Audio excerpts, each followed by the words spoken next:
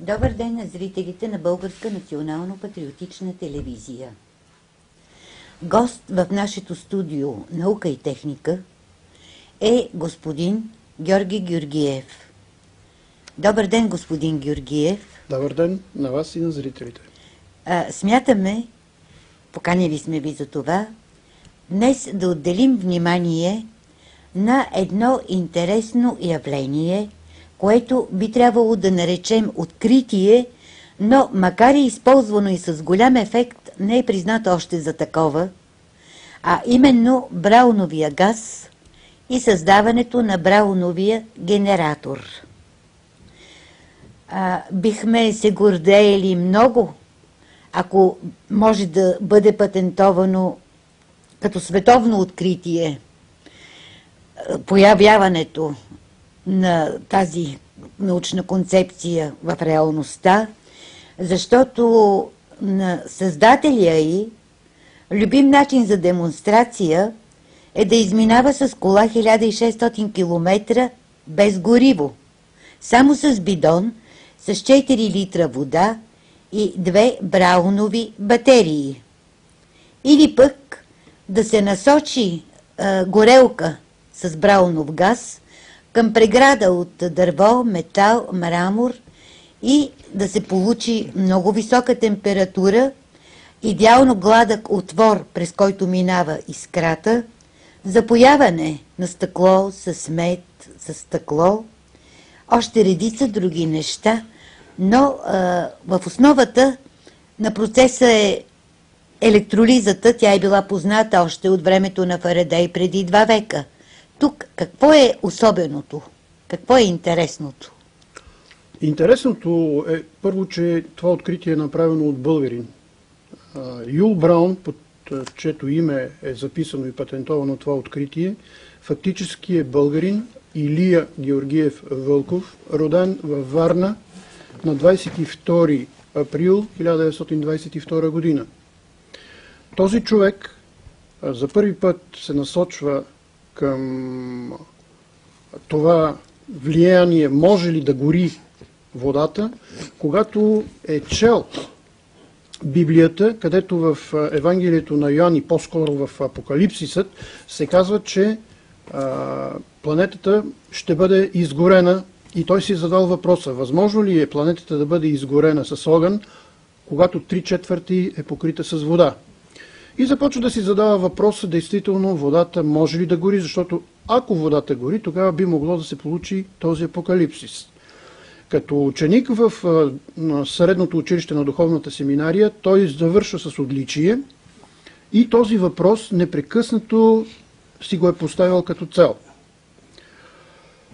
Същевременно той е бил голям почитател на Жул Верн, а Жул Верн в своята книга "Тайнственият остров", точно главният герой на тази книга, Сайръс Смит, който с група корабокрушенци при катастрофата при едно околосветско пътуване, след като попадат на един остров и започват вече да говорят на тази тема, какво ще стане с човечеството, ако изведнъж цивилизацията изчезне, ако петрола свърши, ако свършат гориви, черните каменни въглища и така нататък. И главният герой точно тогава казва: бъдещето ще бъде на водата. Водата ще замени всички горива, които са с ограничен капацитет и ограничен обем на Земята. След като прочита тази книга, той вече окончателно решава да се насочи към този въпрос и след време да започне изследвания по така наречения проблем за горенето на водата. През 1945 година той е студент по електроинженерство в София, но след това попада в трудово-възпитателно училище, попада в затвор. Защо така се случва с него? Между другото, много малко хора знаят, че военната му служба преминава в Егейско море, на един от гръцките острови, където той е бил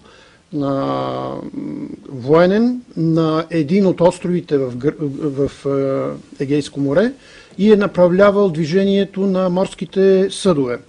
След 9 септември се връща в София И тогава той заминава да учи в Москва техническия университет и го завършва с пълно отличие.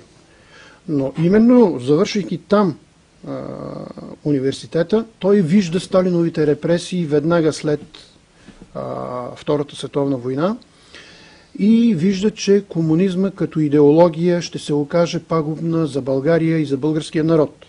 Но той се жени за жена, която е изключителна комунистка, много верна на партията, и когато, връщайки се в България, става свидетел и на процеса срещу Трайчо Костов и неговата група, и когато те биват осъдени на смърт и ликвидирани, той категорично застава в тяхна защита, при което като неблагонадежден е вкаран за 6 години в затвора в Белене. След излизането от затвора на него му е забранено да работи като инженер и той няма никаква възможност да се реализира в България. Виждайки това, бяга в Турция, при което там бива арестуван от военните, от полицията, като руски шпионин или като шпионин на социалистическия лагер.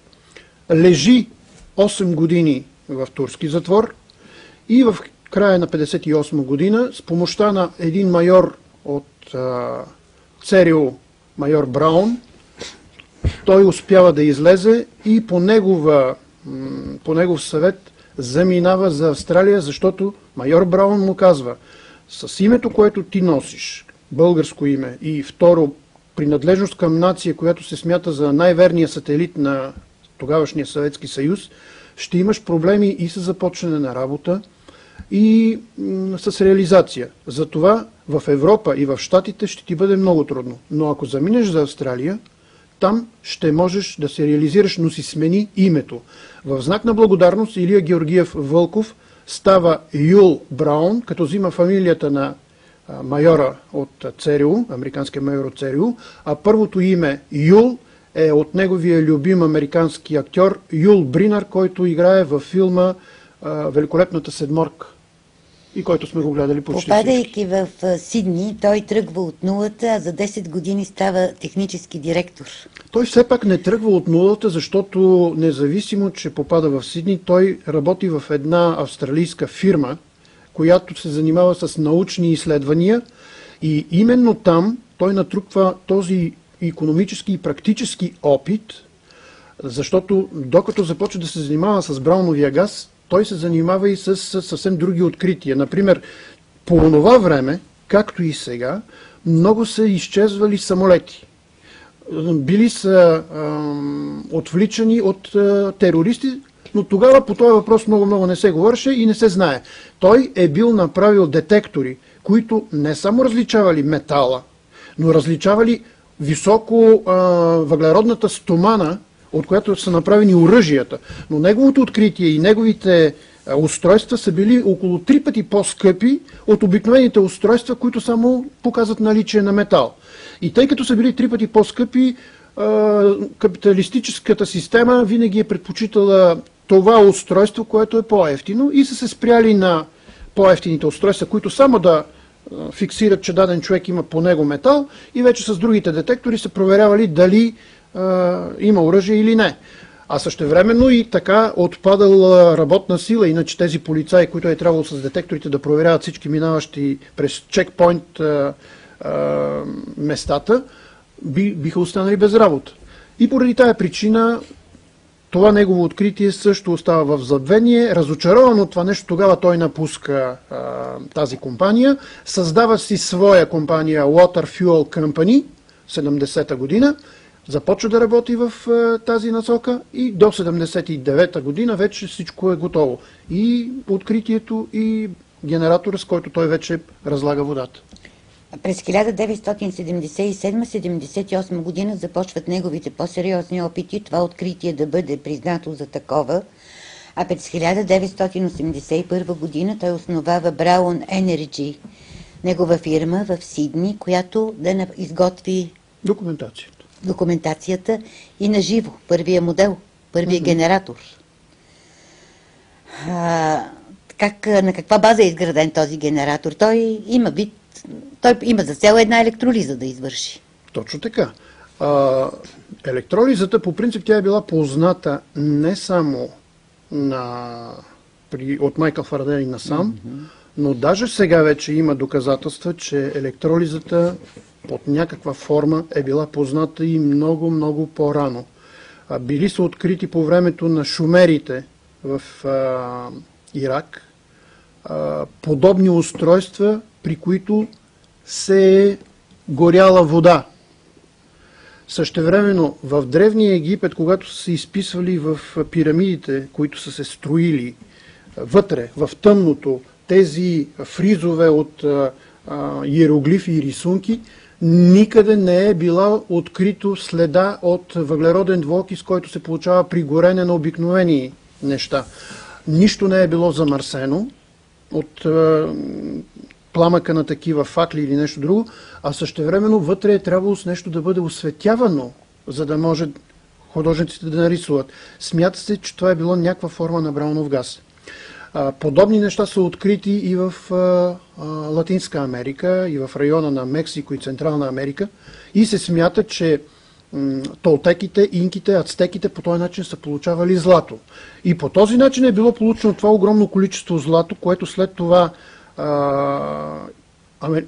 испанците донасят като трофейна плячка от Латинска Америка.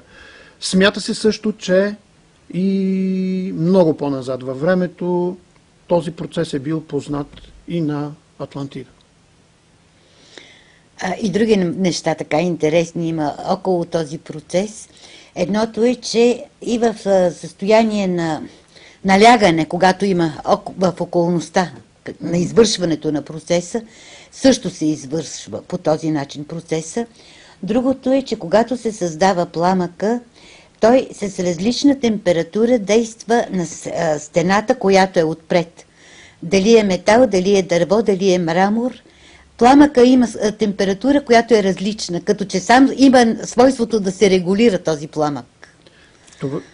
Това е най-голямата загадка, която и самия Юл Браун не е могъл да обясни и поради която научните среди при патентоването на неговото откритие са погледнали на него с недоверие и са казали, че докато това нещо не се обясни и не му се намери научно доказателство, на това откритие няма да се дава гласност.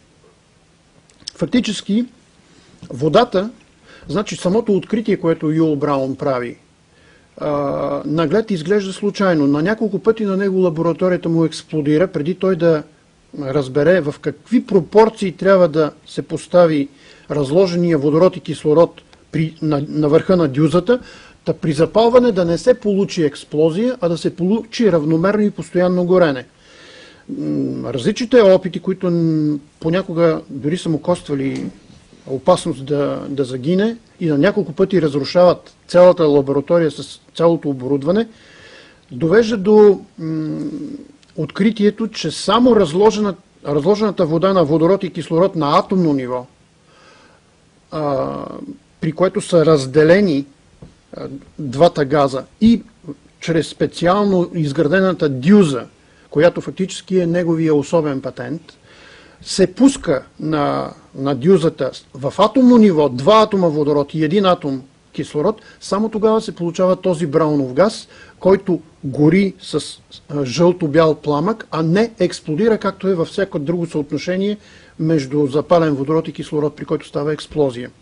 И именно този газ, вече той го кръщава браунов газ на свое име и създава и съответният браунов генератор, който е много компактен, малък и може да се използва вече за най-различни цели, включително и за заместване на различните видове петролно гориво, което може да се замести с вода и парите, които се получават при движението на една кола или на един автомобил с браунов газ, не замърсява околната среда. И така той продава първия генератор през 1984 година в Китай и по данни на литературни източници и до днес се използва този първи генератор в Китай за изгаряне на радиоактивни отпадъци. А след това има хора, които почват все пак да възприемат неговата идея. Той пуска фьючерсни акции, създава компания, почва търговски сделки, но те не му се оказват много така икономически изгодни. На него му и пречат доста, защото това негово откритие е против магнатите от петролния бизнес. И не само петролния И не само бизнес. от него. По принцип, самото откритие е с изключителна ценност. Аз съм по-склонен да смятам, че хората, които са оценили, и по-скоро военните, веднага са оценили изключителната роля за военната промишленост и за приложението в армията.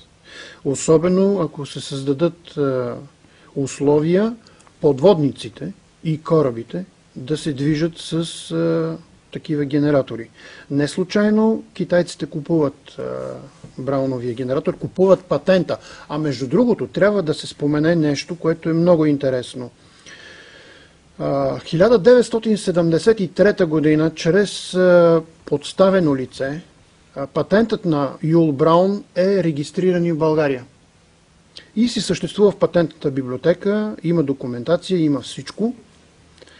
Аз я открих едва 2000 година тази регистрация и се позаинтересовах дали по линия на нашата държавна сигурност, дали по линия на нашето военно разузнаване нещо е разработвано по този въпрос, след като човека го е патентовал у нас 73-та година. За мое най-голямо очудване, никой абсолютно нищо не знаеше. Да не говорим изобщо да са правени някакви научни разработки или опити по този въпрос. До 2005 година всички ме гледаха все едно, че говоря за някаква извънземна технология, а не за едно невероятно откритие на българин, което между другото е много популярно в целия останал свят, но абсолютно нищо не се знае в родната му страна. Китай, купувайки патента, а същевременно в неговата група, научна група, е имало и южнокорейци. Южнокорейците прехвърлят веднага след успешното откриване и патентоване на откритието знанията в Южна Корея. Така че в момента две държави произвеждат Браунов газ. Едните са Китай, които са купили патента, и другите са Южна Корея. В останалите страни, аз съм абсолютно сигурен, че и тъй като това откритие е патентовано и в Австралия, и в Щатите, а по линия на военно-икономическо разузнаване няма начин това да не се знае и от Съветския съюз, и от другите водещи сили, каквито са Англия, Франция, Великобритания и така нататък. Няма начин това нещо да не се използва. Но, тъй като приложението на това откритие е в повече от 30 области, около това приложение много не се шуми. Самия Китай е създал цял подземен град в пустинята Гоби.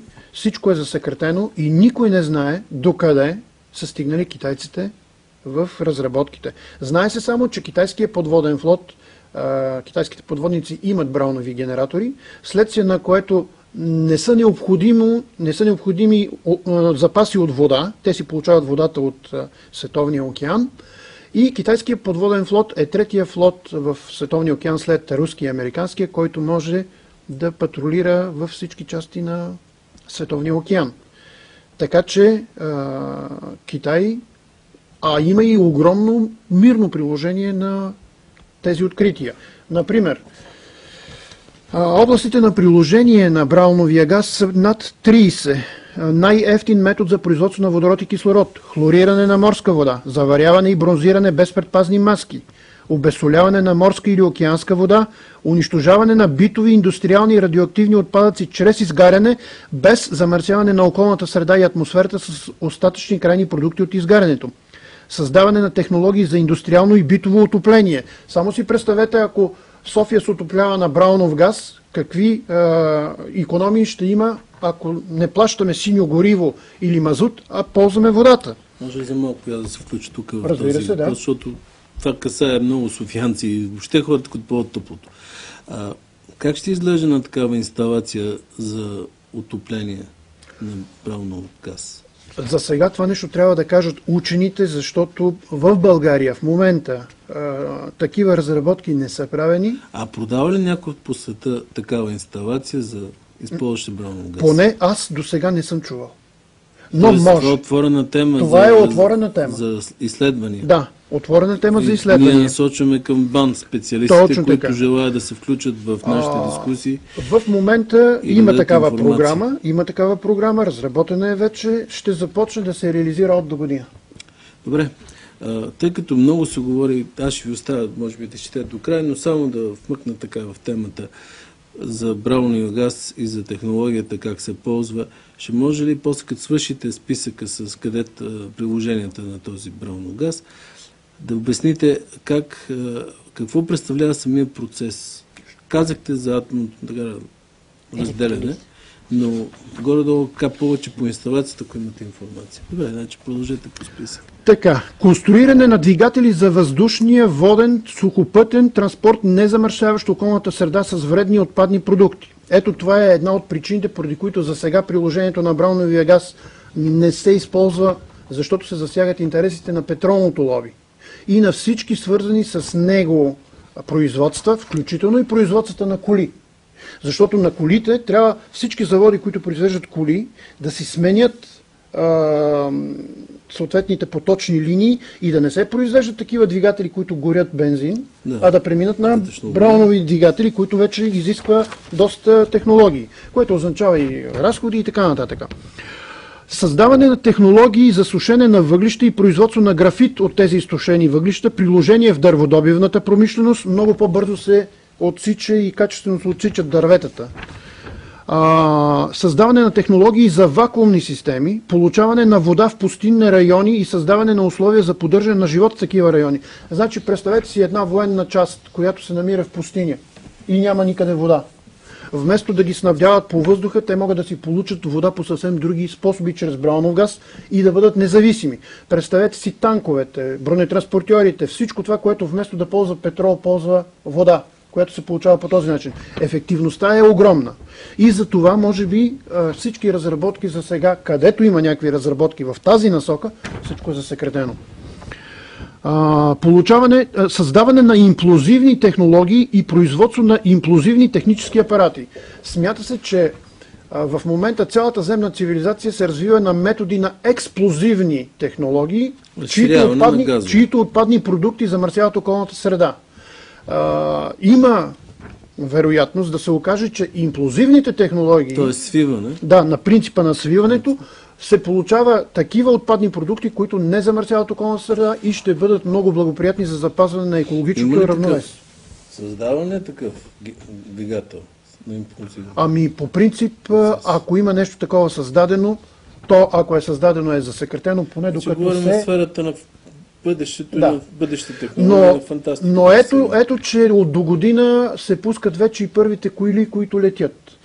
Пускат се първите коли, които ще се движат с електричество. Така че нищо чудно, ако след 2-3 години видим и коли с браунов двигател. Няма начин... Тук става въпрос не за браунов, браунов генератор, доколкото разбрах. Брауновия генератор се използва за... две различни машини. Това са две различни неща. Това са две различни неща. Самия браунов двигател съдържа браунов генератор, който разлага водата.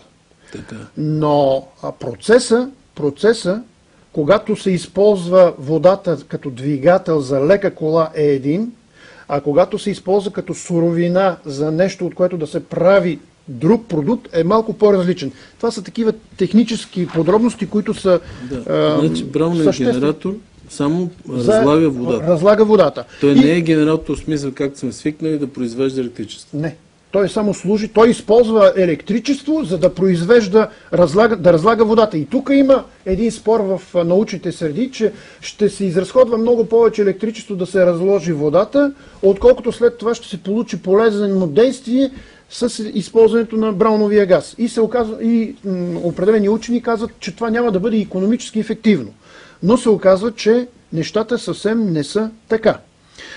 Едно от най-важните приложения на брауновия газ е това, че може да се изгарят радиоактивни отпадъци и те да се превръщат в почти много ниско радиоактивни отпадъци, които са почти равни на фона, на нормалния фон на Земята, и няма да има необходимост такива високо радиоактивни отпадъци, като уран, като йод 134, като стронци, да се съхраняват стотици и понякога стотици хиляди и милиони години, защото иначе са много опасни. Как става самия процес? Значи, като се пусне на дюзата брауновия газ в съотношение 2 атома водород към 1 атом кислород... Не пристигне до дюзата. Първо, основното гориво е вода. Вода. Тоест, има резервуар с вода. Точно така. В него са потопени електрони. Точно така. И към тези електрони се подава напрежение, правотоково или променливо токово. Нямам представа точно... Не е ли описана технологията някаква принципно такова описание? То е описано. В патента или нещо друго? В патента тези неща са описани, дадена и самата... патента да го ползваш, ама да. Теоретически те запознава с принципа. Теоретически нещата са ясни, той самия ги е направил. Тогава променливо токово или правотоково? Аз специално в това отношение не съм се задълбочавал много. Не, то е изяснено. Аз специално не знам дали се използва... Добре, следващото предаване ще го уточним този въпрос. Че някой може да си направи вкъщи.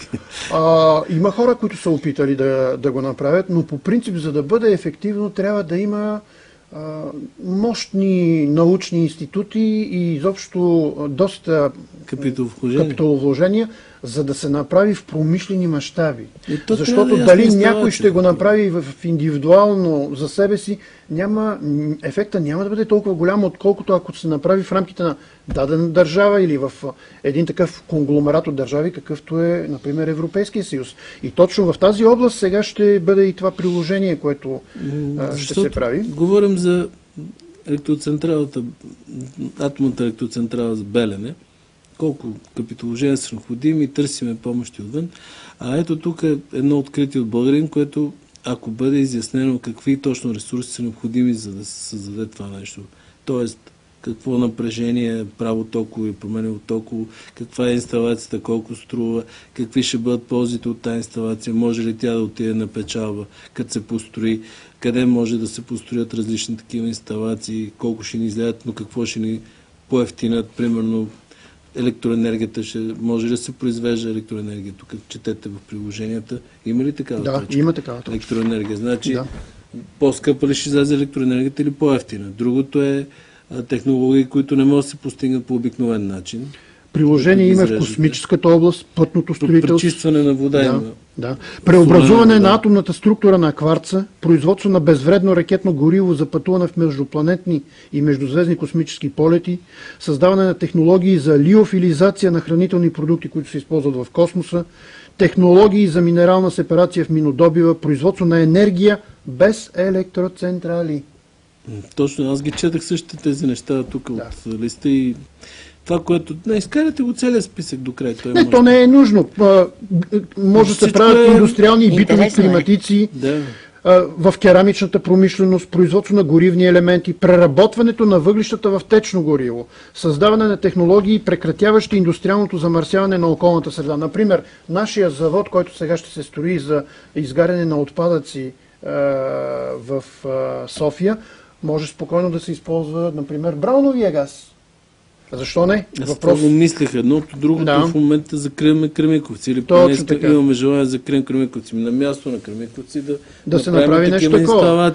Приложение на брауновия газ за откриване на нови видове заварки, приложими в строителството, металообработката и металургията. Ето ти нещо, с което може, например, едно Кремиковци спокойно да се занимава. Получаване по експериментален път на нови видове суровини и материали, чрез промяна на атомната структура на тяхните съставни материални елементи. Приложението е много голямо. Фантастични приложения тук четеме. Това, което ми направише днеска, има предложение Кремиковци да бъде закрита, него място да бъдат поставени слънчеви инсталации за правене на ток от слънчева енергия, получаване, т.е. на ток от слънчева енергия.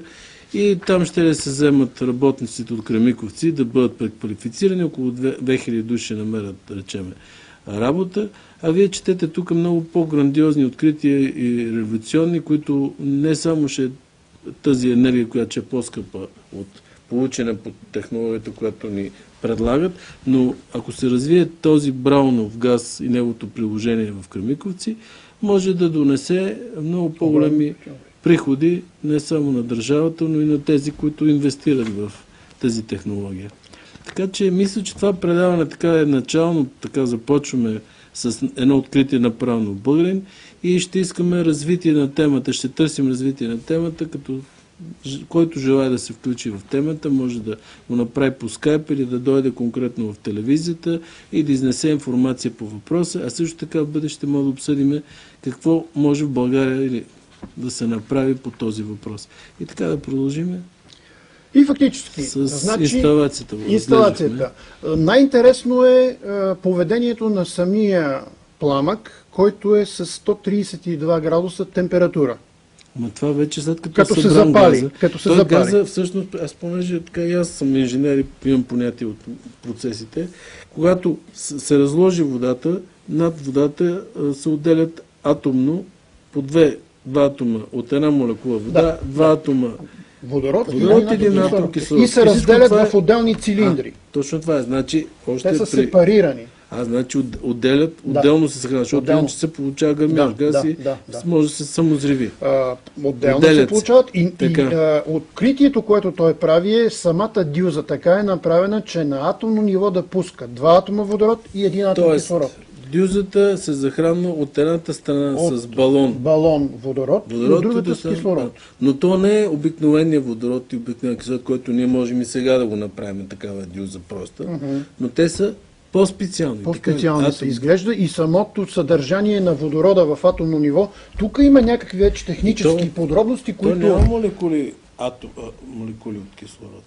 Знам, че имаше по-особни с кислородни атоми, които са с повече електрони, беше нещо. С протони повече, обаче. Това е озона. Газа се получава. Озона, когато... Има такива разновидности на кислород. При такива светкавици обикновено се получава това нещо. И се получава така разновидност, която има малко Ръдърфорд има опит. по-различни свойства. Но говорим, че това не може да вземеш кислород, бутилка водород и да я включиш към горелката, а трябва да бъде създадена и отделена от тази инсталация. Иначе винаги се получава ацетиленовите тия заварки. Това си е друго нещо. Тук има някаква такава тънкост, която вече трябва да бъде... И за която е патента. Иначе няма нужда да бъде патентовано това нещо, но когато той е правил експериментите пред научни общности, това най-много е впечатлило и шокирало научните среди, защото този пламък, който е с 132 градуса температура, не изгаря човешката кожа.